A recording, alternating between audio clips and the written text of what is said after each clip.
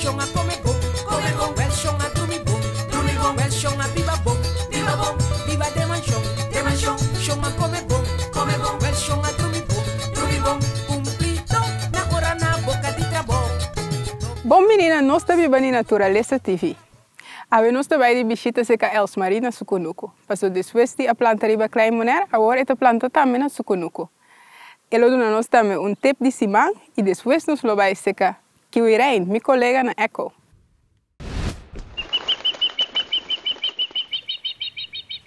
Boa tarde, Elsmarie, contento de visitar na Sukunuku. Como vai, Giovanka? Contento com a babinha, ué? Sim, mas bem para meu quanto o palo preferi. Mi palo preferi é o watakeli. Lá que nós vamos aqui. Ok.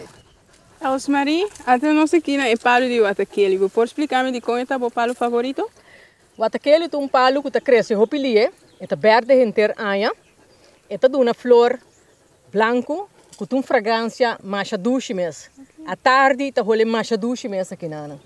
E mata aqui, tem algo outro propósito, portar medicinal ou algo assim? Sim, é blanche de watakeli. Ora que a gente tem herida de boca, por trazer té de blanche para curar a herida. E outra coisa, segundo o buque, que é palo de watakeli tem, ora que está mais grande, obviamente, é uma inspiração. Então, a gente não está criativo, a gente não tem problema, também sim, está bom de palo e não está uma inspiração, não está força de palo. Ok, great. Vamos para ter nessa aqui. Me também com a parte de ser botin hopi outro palo. Você gosta palo de verdade ou de como está essa aqui, Elsmarie? Uma planta mais ou menos 700 palo local caba. E motivo tá que me que vai começar a cosechar comida para mim mesmo comer. Pero tem assim tanto problema com lagadishi com Joana, que minha teoria tá que se me põe comida para não também come aqui não, se a barriga está llena, então não também come é um dia não. Of se me corre com não lo bem come aqui na. Sei também teoria, me espera com el outra. Ok, great. A parte de watakeli, você outro palo aqui não com tabomata favorito? Sim, me tá hopi encantar com o palo de kadushi. Kadushi tão mata com tá bom para nós, hora de verãos, nós por trabalhar sopi com né. Então, demon de tem hopi tiki kadushi a vendia. Kadushi, hopi cabrito e burrico tá come palo de kadushi na troncon. Então, hora de aguacero eta cai. Botar hopi mais viato, pero botar kadushi. E as boname a robesa me links.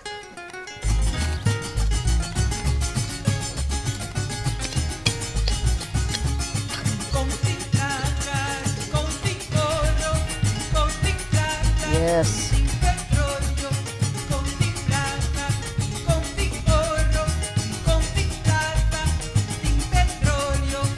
Importante de kadushi tá que tem temporada de secura tá tem fruta não.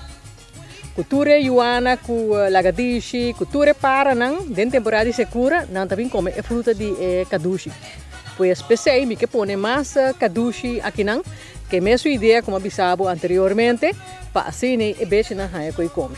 Ok, bom, pois é kadushi tá pavo e para não. Pensei mesmo. Tip de simang. Me recomendar para planta mata local de cura, para motivo que não está não me de hopi água, não está dando sombra e vou pôr a fruta. Mata local, mas é watakeli, então mata que cresce hopi lié e está verde inteiro ayam. Também tem diferente outro palo local que queda verde. Vou comprar mata local na Echo, na marcha de Magazine Rei, marcha de Criabon e marcha de Playa. Para mais informação, vou pôr aí arriba o website.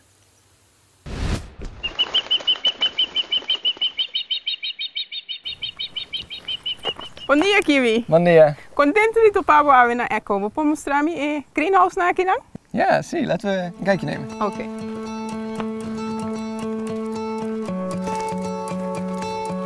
Kom binnen.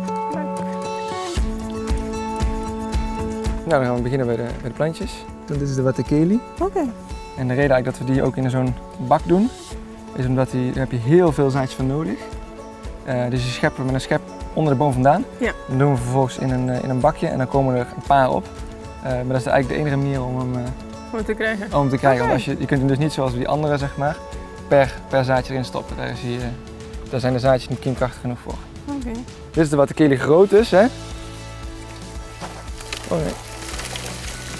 Kijk, en dan zie je dat hier de worteltjes al een beetje zo omheen zijn gekomen. En eigenlijk het mooiste is als hij helemaal allemaal worteltjes Met heeft. die wortels, ja. Maar dan is het ook wel tijd om hem natuurlijk wat te gaan planten. Ja. De hele zeldzaam is de enige die we die worteltjes, als hij klein is, als hij groot is, dat is. Die is eigenlijk product van onze eigen productie. Verbeteren. Ja, precies. Wat is de motivatie eigenlijk para planten te reparo nanki?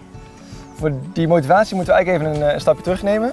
Want toen ik hier op Bonaire kwam, toen waren het hele droge jaren. En toen wat ik om me heen zag was eigenlijk hele dorre planten, dorre cactussen, maar ook heel weinig soorten. En dit project waar ik nu mee aan het werk ben, is voor mij persoonlijk echt om een doel te bereiken om dat weer wat mooier te maken. Om aan mensen te kunnen laten zien wat je eigenlijk zelfs op zo'n droog eiland kan bereiken. En dat is met het planten van bomen, met het planten van heel veel verschillende soorten. In deze kast staan er bijvoorbeeld al bijna 65 verschillende boomsoorten.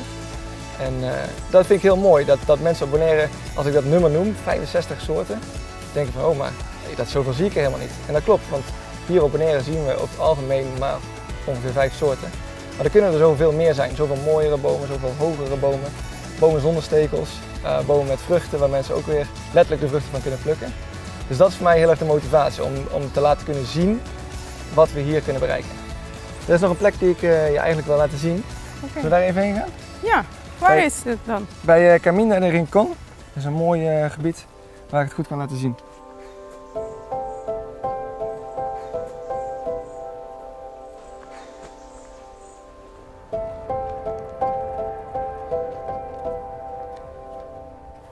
Siquirijn, we staan aan de baan die Piedra Cruz. Voor contamen die komen terug aqui, no?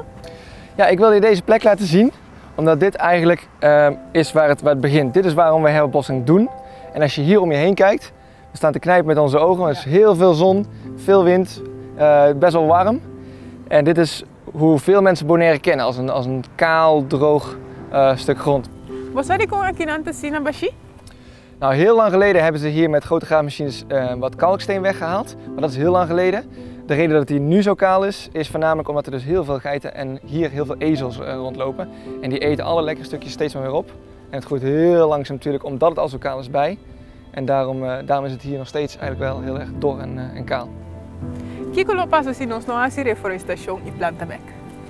Er zijn grofweg 2 opties. De ene is dat het eigenlijk hetzelfde blijft. Dus het blijft kaal, wat kleine struikjes en er gaat niet veel groeien.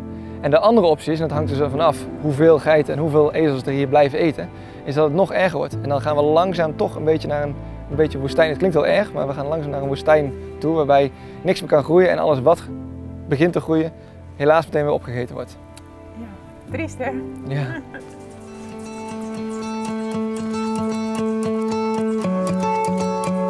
Hier mooi, als je hier loopt. Mooie nieuwe jonge blaadjes.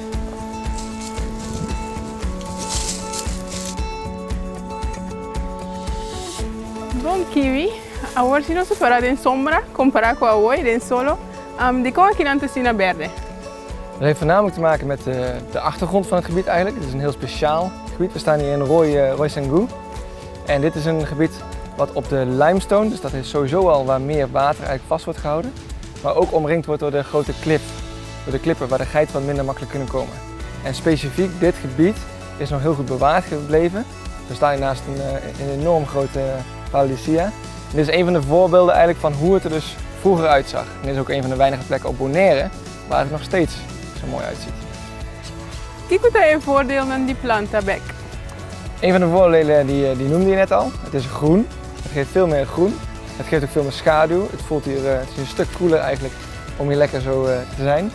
Maar er zijn ook een heleboel andere voordelen die je misschien niet zo snel merkt. En dat is minder erosie. Het is minder water dat zomaar wegstroomt, want het wordt tegengehouden door de vegetatie. Er is minder stof in de lucht. Maar er zijn ook echt dingen zoals die voor mensen echt makkelijk zijn. Zoals bijvoorbeeld vruchten die we kunnen plukken van de grote bomen. We kunnen het hout gebruiken even later. Maar ook een heleboel medicinale planten die onder de bomen weer groeien. Er zijn heel veel voordelen die misschien niet zo heel snel zichtbaar zijn, maar wel uiteindelijk veel opleveren. Quirijn, danke por contarnos over el proyecto. De nada. Esa aquí estaba nuestra Viva de Naturaleza TV. Danke por sintonizarnos y te otro semana. Perfecto.